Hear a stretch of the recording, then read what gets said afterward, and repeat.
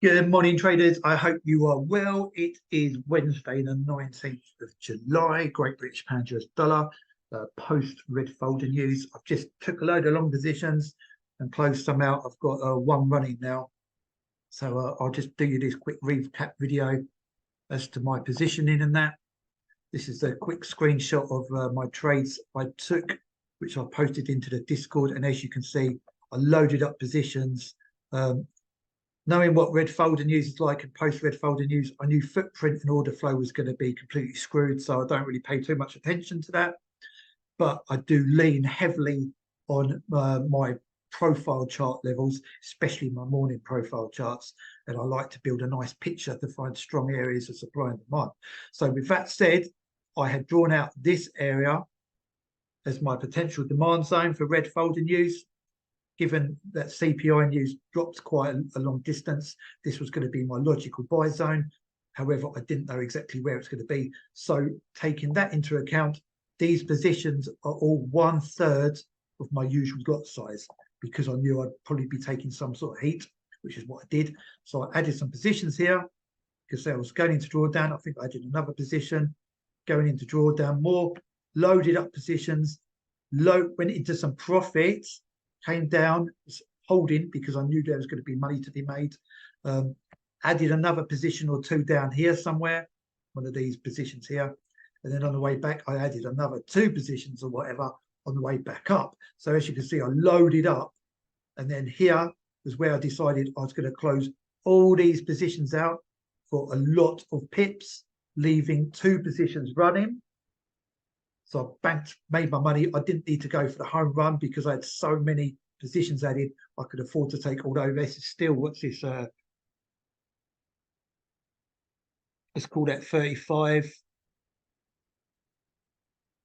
45, 55. There's still 30 odd pips from my lowest positions. So you can see there was a lot of pips bagged.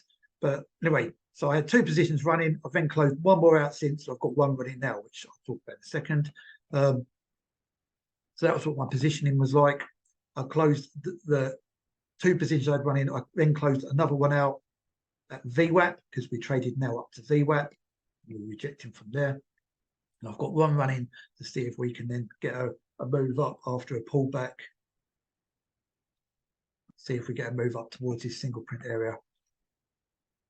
So that was the plan anyway. I'll now get rid of this chart and I'll show you.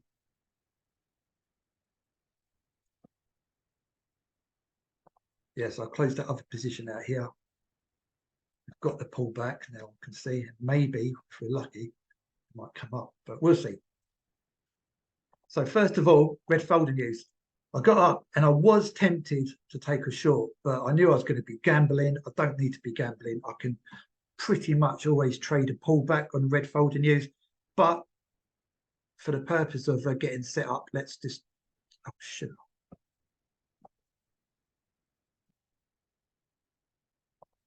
I want that chart.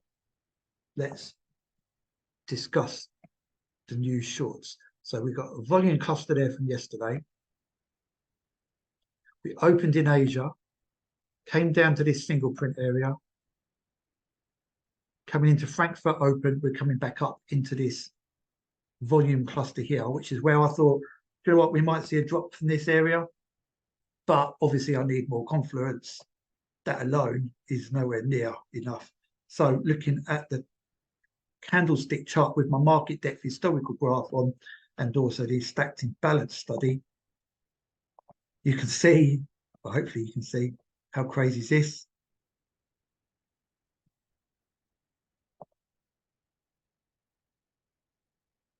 We got stacked imbalance there in that order block. We've got that red line there, which is a market depth level. We're coming up from Frankfurt open into the news, into this stacked imbalance. And I was like, oh my God, we've got a market depth level, stacked imbalance, that volume cluster on the daily. I was thinking that's probably going to be a good opportunity to get short. But again, I wasn't going to trade it. But that was what I was looking at anyway. We'll now go on to the custom morning chart. And you can see low volume node, single print area, Couldn't believe it. I was like, oh my God. So we opened just before red folding news, auctioned on up into this single print area. And I was thinking one confluence, two confluence, three confluence, or four confluence if you include the market depth level and the stacked imbalance.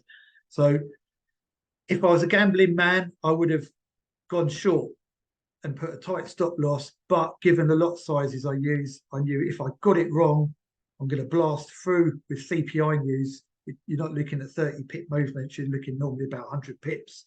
So I knew that any stop loss was going to get blasted through, and therefore slippage is going to screw me over and put me in quite a lot of, red. So I didn't want to risk it for a disco biscuit. So I'd look for the pullback, which for me is a safer option. And I then, again, what I've just said about that distance that CPI normally causes big movements, I weren't going to be looking anything around here. All these green boxes and red boxes I drew out on Monday. These are my potential demand and supply zones. And you can see they got respected quite well. I'll print area there. And here. So this was going to be the area that I was going to be interested in, this value area here. But again, we need more confluence, don't we? So I also had on the custom morning chart, which I drew out this morning. Let's pull this up a bit.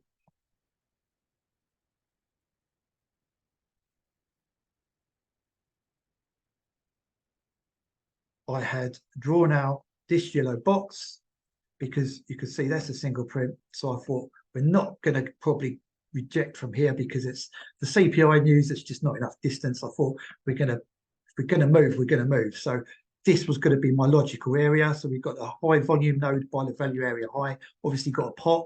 We got the value area low. So this value area was going to be my area of interest. Hopefully you're following and can see that's quite a logical place. Now this little green box I drew out, and looks that's exactly where we've rejected from twice, because I also look at the weekly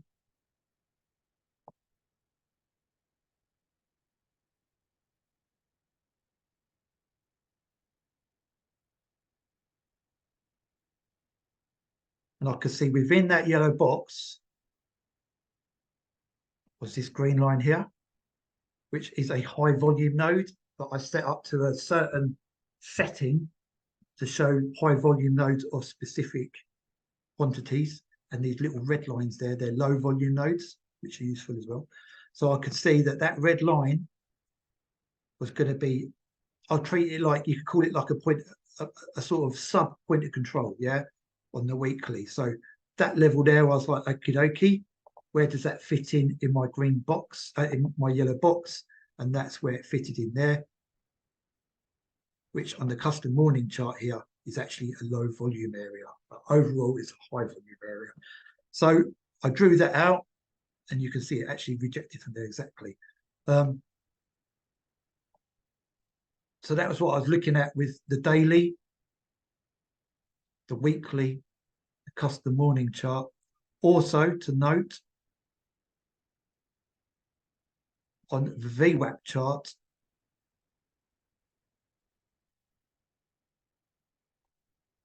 so these are the day deviation bands.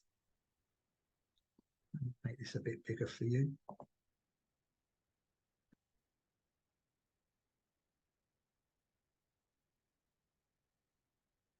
Clean all this up.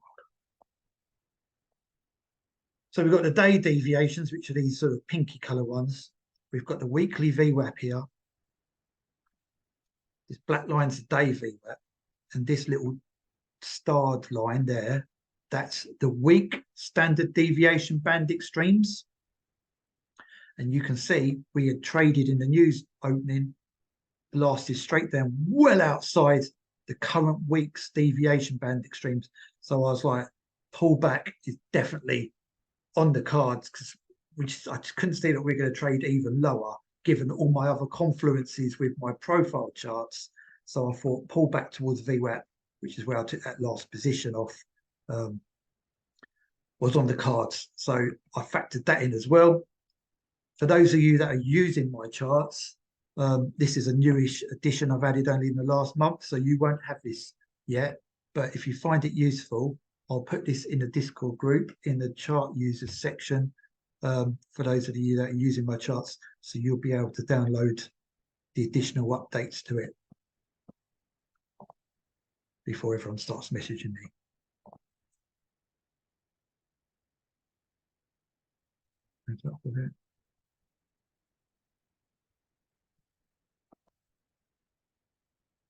Right, so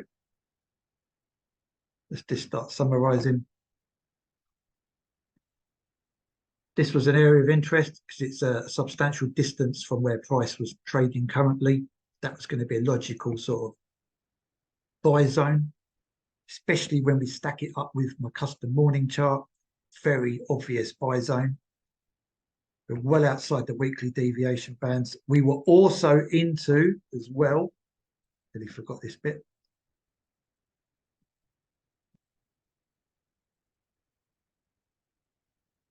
the number of stacked imbalances. There's one stacked imbalance there, but we've got a big block of stacked imbalances, which is right in my buy zone on my profile charts. So I was like, that's interesting, might come down, fill some of these stacked imbalances. I'm hoping we're going to come back up. We've got a stacked imbalance there as well. Although coming back, half back would be quite useful. Come back somewhere around there.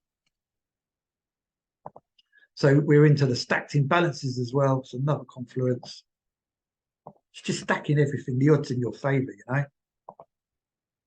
And I can show you the footprint, but as I say, I didn't pay too much attention to it because it can be very manipulative on news releases.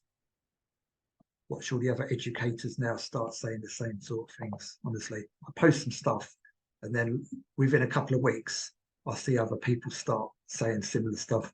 It's a very quite famous person on Instagram. What I noticed whenever I post something of interest, what I've not seen anyone else post before, I see it prop up a couple of weeks later by this other person who's obviously watching. So yeah, look, these are the stacked imbalances. We came down. This was, I think this somewhere around here was that start of my yellow box. And when I was looking at footprint as well, you can see a lot of buying came in here with a stacked imbalance form. And so that's where I entered some of my positions to start off with. But then you can see we did go down further, which is why it's hard to understand. But then you could arguably say, well, there's a pin bar rejection there. But order flow is hard to read. See, but those stacked imbalances are really quite useful. Another stacked imbalance. So that's what the footprint's like, but I personally don't really need it when trading the news. It's better to keep out of that, I think, personally. So yeah, so that pretty much sums up the reasons for me taking the trades. Buy zone, that little area by this point of control is that high volume node there, outside the weekly deviation bands.